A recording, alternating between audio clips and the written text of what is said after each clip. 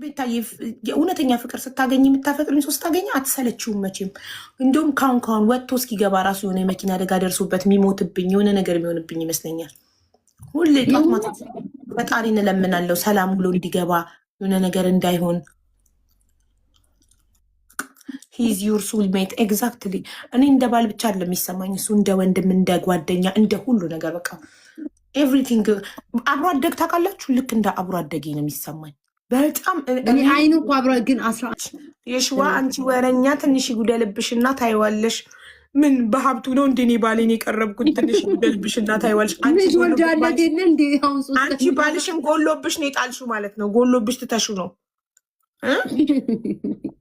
ጎሎብሽ ትተሹ ነው። ግን ጽናት እኮ ይጠይቃል እኮ አቡ። ጽናትሽ እኮ ነው ደስ እኔና ባሌ አብረን መኖር ስንጀምር ምንም ያልነበረን መናጢ ድሆች ነበረን። ሰርተን ያደግነው ሁለታችንም። እኔም እሱም ስራ ስለምንወድ ስለሚሰራ እንጂ ሀብቱን ብዬ አይደለም። ሀብታም አረብ ሀገር ላይ ምን ያደርጋል? ስደት ላይ ምን ያደርጋል? ሀብታም ቢሆን ሀብቱን ብላ የቀረበች ሴት ናት ሲጎልባት ጥላ የምትሄደው። እኔ ባለቤቴ ማንነቱን ነው የምወደው፣ እሱነቱን ፐርሰናል። እሺ ከባልሽ 3 የምትወጅለትን ነገር ጥቀሽ።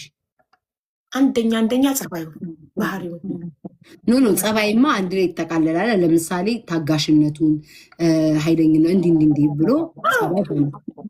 ብልሃቱን፣ በጣም ስማርት ነው፣ ታጋሽ ነው፣ ዝምተኛ ነው፣ አይቸኩልም።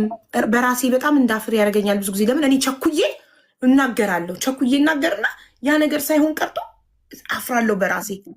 ችኩል ነኝ ጃጅ ሳደርገው። ገባሽ? በጣም ቶሎ ጠርጣራ ችኩል ምናምን ነበርኩ። ይህንን ሁሉ ነገር የጠፋው አብሬው ብዙ ዓመት ስኖርና ትክክል ማንነቱን ሳውቀው ነው። ገባሽ? እና እሱ እንደኔ አለመቸኩሉ፣ አለመጠርጠሩ፣ እንደኔ ቶሎ ፈጥኖ ጃጅ አለማድረጉ ምናምን ትዕግስትን አስተማረኝ። ገባሽ? በፊት ቶሎ አላምነውም ነበረ ቦይፍሬንድ እና ገርልፍሬንድ እያለን። ግን በቃ ብዙ ነገር ጠርጥሬ የሆነ ነገር ይዛለው ብዬ እንትን ብዬ በራሴ ፍር ብዬ ኩምሽሽ ብዬ እመለሳለሁ።